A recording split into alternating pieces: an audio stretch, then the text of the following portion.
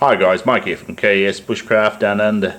So I'm going to do a review and some demonstrations of lighting fire with this magnifying lens. So this is made by Cash Manufacturing and they make some great products. I've got some of their tins, the fire tin and stuff.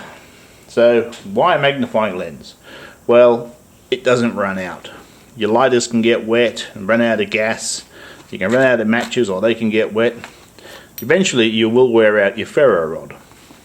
So this will keep on going long after. Now I live in a hot climate, so I really shouldn't store lighters in my car because they can overheat, leak, and when you open the door and the light comes on, it can be quite an embarrassing bang. So this is totally safe to store in your vehicle. So this variant here is in 50mm or 2" for you guys in America. There is a 30mm version. You can get them as just a glass and a leather thumb that you can wear around your neck, which is the one I've got, and one with its own little pouch, which was out of stock.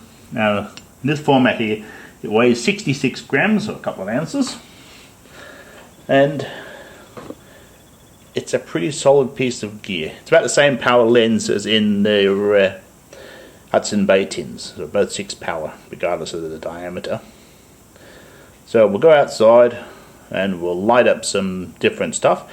I'll try and show you some techniques that I use to get reliable fire starting. Now it is winter here in Australia, so not the ideal conditions, but we'll get the job done. Right guys, if you're going to light a fire, it's middle of winter here, everything's damp, you're going to need something dry. So I've got a piece of newsprint.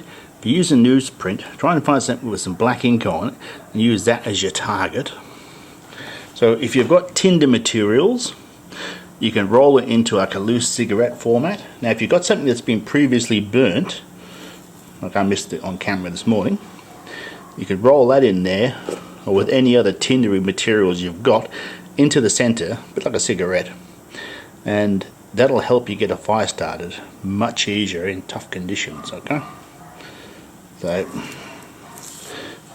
I'll flip this over because I want the ink on that side. I'll put my materials inside. So you want this tight enough that it doesn't fall apart, but enough room to let the wind in from the bottom but not the side, and you've got a decent target to burn through in the lens.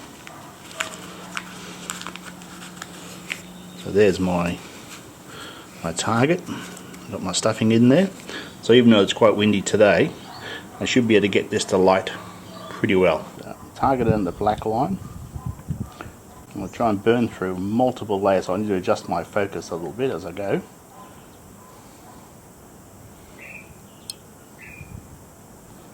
Now heat rises of course, so you want to tilt this up.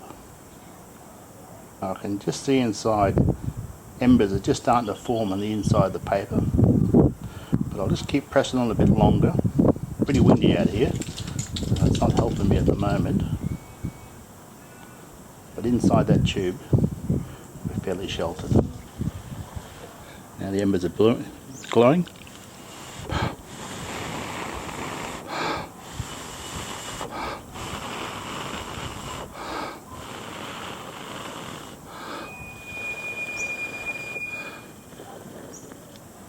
And we're away.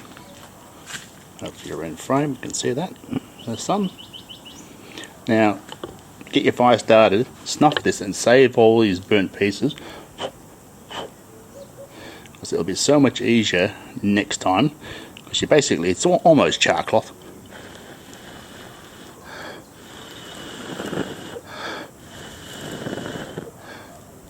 So really easy to start again. But this is a resource you'll want to save. So I thought I should slip this in here. I mentioned char cloth previously. So char cloth is cotton fabric burnt in a low oxygen environment, i.e. in a tin with a hole in. This is the gold standard for fire lighting stuff, okay? So it's very fragile, but it takes a low energy spark, whether it's from flint or steel or even this magnifying glass, really easily. So if you're in a situation where you're going to be making fire with low energy sources, you want to be making this as soon as you can. It's always the best stuff for the second fire you have to make. So Focus this in here.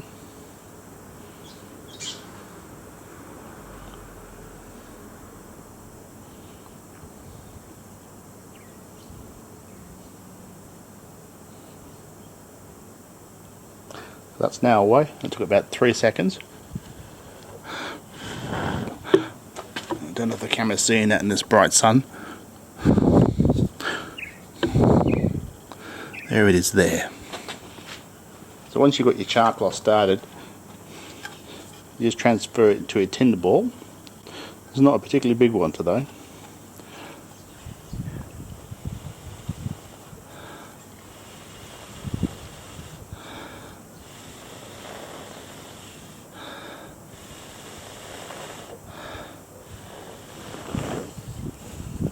There I am. That's pretty hot. So we'll start off with a dry match, see how long it takes to get this to fire.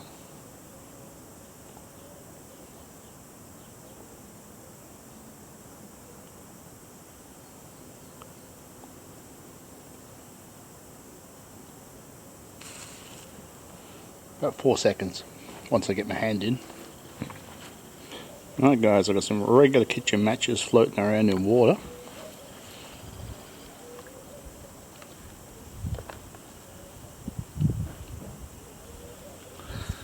I'll give them a bit of a shake off.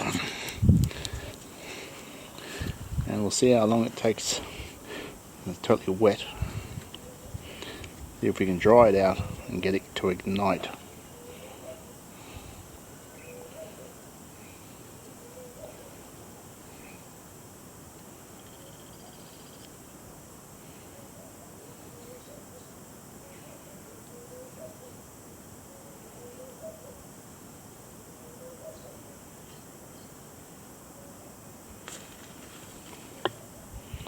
So about double the time, but I could get it to light, which is a real bonus. Right guys, I hope you found something useful if you watched all the way through the video and saw the fire lighting techniques. So this is my Hudson Bay fire tin from Cash Manufacturing.